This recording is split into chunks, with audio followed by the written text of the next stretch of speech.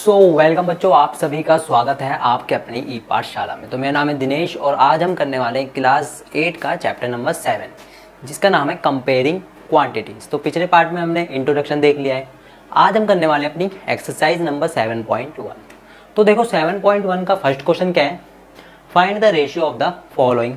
हमारे पास कुछ स्टेटमेंट्स होगी, हमको क्या करना है, उससे एक रेशियो फाइंड कर लेना है। ठीक है, रेशियो सबको पता है क्या होता है, यानी दो चीज़ों के बीच में हम क्या करते हैं, उनसे कंपैरिजन करते हैं, है ना। तो देखो यहाँ पर क्या है, स्पीड ऑफ साइकिल। तो यहाँ पे हमको दे रखा है स्पीड ऑफ साइकिल दे रखी है और स्पीड ऑफ स्कूटर दे रखा है ना। तो हमको इन दोनों में क्या करना है, कंपेरिजन करना है इनकी स्पीड में और रेशियो की फॉर्म में लिखना है।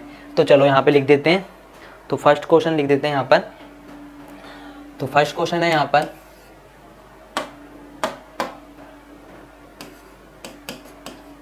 Speed of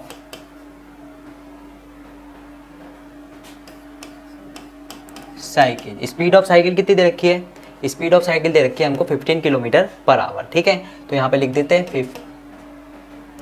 15 kilometre per hour. ठीक है, और यहाँ पे हमको स्पीड ऑफ स्कूटर दे रखी है ना, स्पीड ऑफ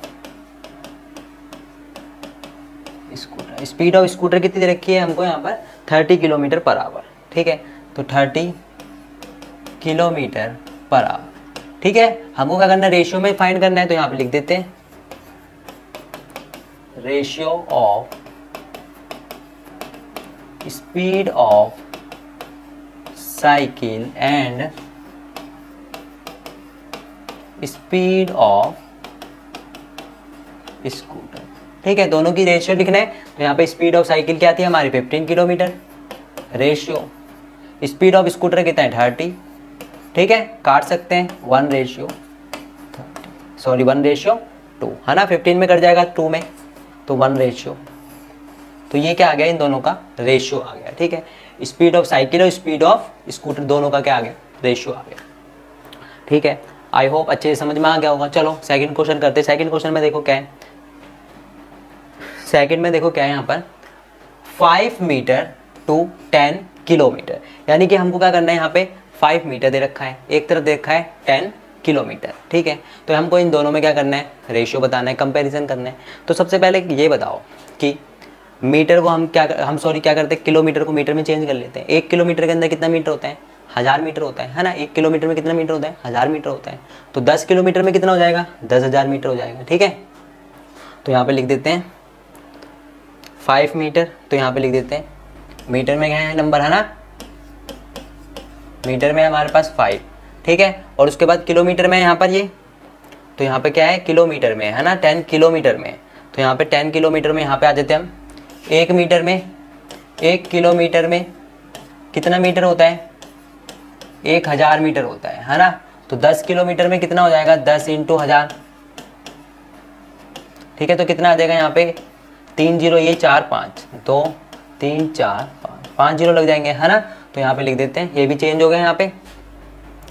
तो यहाँ पे 10 किलोमीटर था, 10 किलोमीटर था, हमने इसको क्या कर लिया 1 2 3, इसको हमने मीटर में चेंज कर लिया। ठीक है, तो यहाँ पे लिख देते हैं 5:1 2 3 4 5। ठीक है, तो काट दो, 5 1 जा 5, 5 2 जा 10, 1 2 3 4, 1 2 3 4।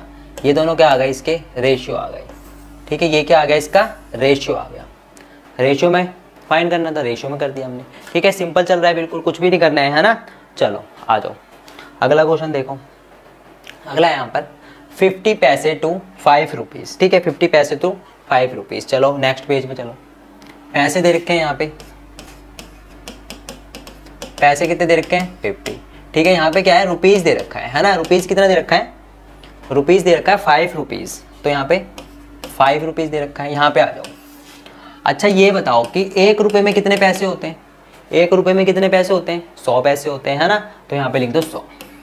ठीक है, जब 1 रुपये में 100 पैसे होते हैं तो 5 रुपये में कितने हो जाएंगे, 500 पैसे हो जाएंगे, है ना।